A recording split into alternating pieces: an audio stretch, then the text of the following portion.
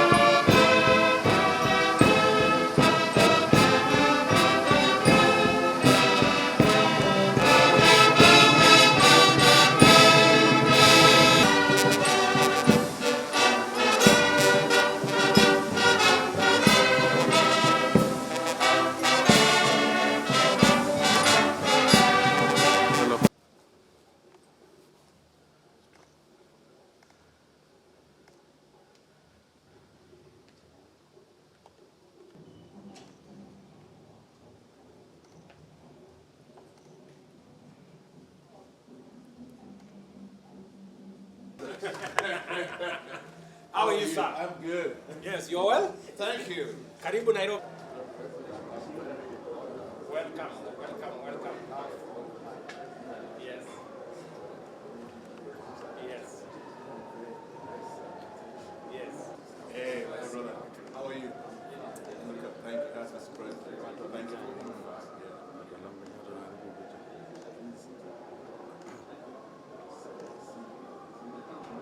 Yes, yes. Thank you.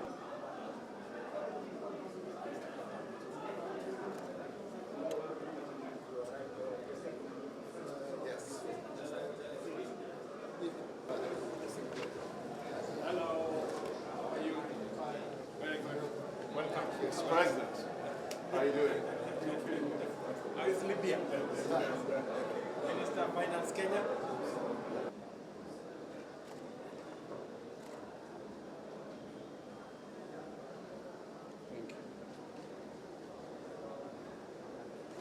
How are you, sir? Mr. President. Welcome, welcome. Yes.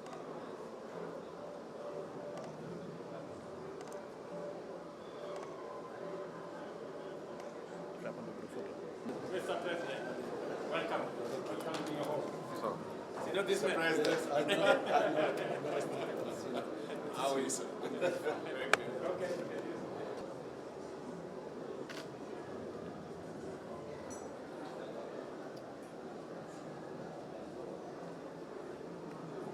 Baba, how are you? I'm fine, thank you. I'm good. I'm good. Very good. I'm good. Get on the Joe Park. Ah, Oh, really? yes. Oh, good. How are the animals?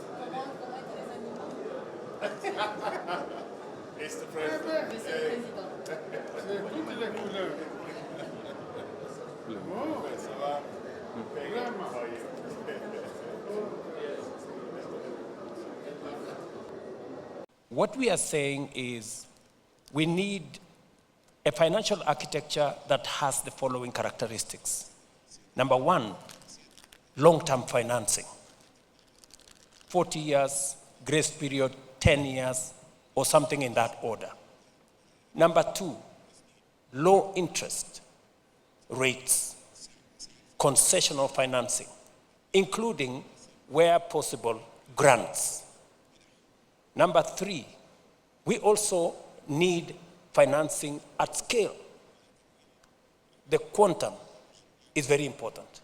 And then number 4, we also need financing that is agile, that is flexible, especially that responds, that is climate sensitive. So that if there are shocks, that financial architecture must be responsive, because climate change is the new normal. Switching from drought to floods progressively is becoming what it is. In Kenya, we had drought a year ago that decimated 2.5 million heads of livestock. This year, we're in floods that has taken the lives of 200 Kenyans. So this is the new reality. So the financial architecture that must be in place must respond to this climate reality that we have. And finally, is to be sensitive to sustainability. So our priority is to sort out the financial architecture. That's number 1.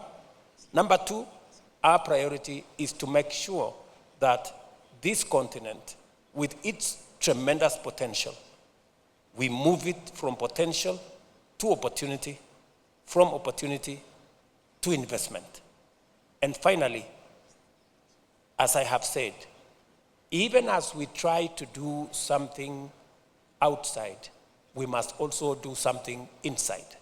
That is why we are also looking at our own systems, our own governance, our own instruments. And that's why we are discussing, even internally, reform of the Africa Union, so that we are aligned as we reform the international financial architecture, as we reform the investment space to create opportunity for our assets. We must also reform our own institutions so that we align them and repurpose them to be in line with our aspirations and the outcomes we are looking for. We are inspired by the vision of our founding fathers and mindful of our position and the role within the global financial architecture, as well as the responsibility placed on us by the African Union to mobilize financing for Africa's development. We carry the hopes and the aspirations of Africa in our institutional genes and in our corporate soul.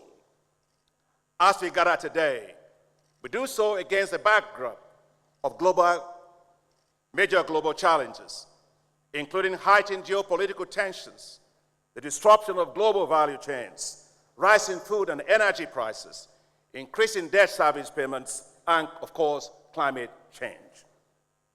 We must be resolute about taking decisive action to build more climate-resilient economies. And that's why I applaud President Ruto for hosting the landmark Africa Climate Summit right here in Kenya, where we collectively agreed to put Africa at the heart of global climate change efforts, especially climate adaptation. Your Excellencies, African economies are showing great resilience despite the challenges posed by climate change, geopolitical tensions, global inflation, and rising debt, among others. The African Development Bank projects that Africa's real GDP growth will rise from 3.1% in 2023 to 3.7% in 2024 and 4.3% in 2025. Importantly, despite these headwinds, more than half, and that is 31 countries, achieved higher real GDP growth rates in 2023 than in 2022. And most importantly, 10 African countries are among the 20 fastest growing economies in the world. I think we've done well against the headwinds. I think we deserve a clap for Africa. The African Development Bank Group strongly supports African economies. In 2023, our financing totaled $10 billion across all of our high five priorities: to light up and power Africa, to feed Africa, to industrialize Africa, to integrate Africa, and to improve the quality of life of the people of Africa, These high fives, Your Excellencies, ladies and gentlemen, are the accelerators of Africa's development. The bottom line is that the African Development Bank delivers. I am pleased to announce that during the Islamic Development Bank's Golden Jubilee celebrations in Riyadh last month, we further enhanced our partnership with the African Development Bank by expanding its scope and setting a higher co-financing target over the next 5 years. In this quest, where collaboration is paramount for success, the role of the Arab Coordination Group, or the ACG, in fostering development and progress across the African continent cannot be underestimated. To this end, the ACG has been a long-standing supporter of African countries and has cumulatively invested over $220 billion in the region to date. Bolstering its support for African partner countries, in November 2023, the ACG pledged a $50 billion financing envelope over the next 7 years to help build resilient infrastructure and inclusive societies in the African continent. Excellencies, ladies and gentlemen, we share common dreams for Africa, a continent free of poverty where no one is left behind, a continent of hope and prosperity driven by innovation and entrepreneurship, a continent providing meaningful employment opportunities for its youth. We remain steadfast in our commitment to work with our development partners to rekindle hope, to realize Africa's dreams of transformation, especially when we recall the wise words of our host, His Excellency President Ruto, and I hope he doesn't mind me quoting him, who said recently, only very recently, that Africa is neither facing east or west, but is facing forward.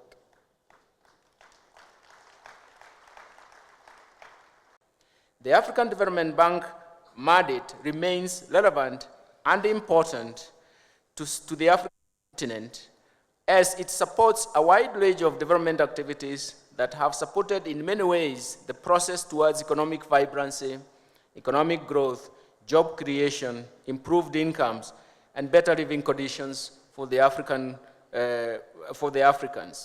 and the African economies. We wish to reassure the bank of our continued commitment to this fruitful partnership and collaboration.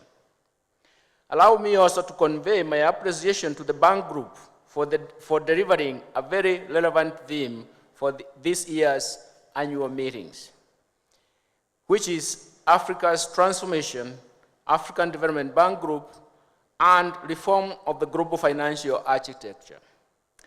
This resonates quite well with the current global agenda and discourse on the need to reform the global financial architecture to be responsive to the dynamic needs of our continent. I'm glad that the annual meetings includes high-level plenary session for the launch of the bank's flagship publication, the 2024 African Economic Outlook, a presidential dialogue and thematic knowledge events on the theme. And this provides us with a unique opportunity to address Africa's challenges and opportunities at the highest decision-making levels. Consistent with the theme of the annual meetings, the focus of the knowledge event aims to fast-track structural transformation in Africa. This is a panacea to faster socioeconomic transformation, in addition to addressing the importance of reconfiguring global financial architecture as an engine for structural transformation. In the midst of the global and even regional challenges, we have opportunities to reboot our policy framework and efforts to develop a more competitive and integrated economies in Africa that will attract greater investment.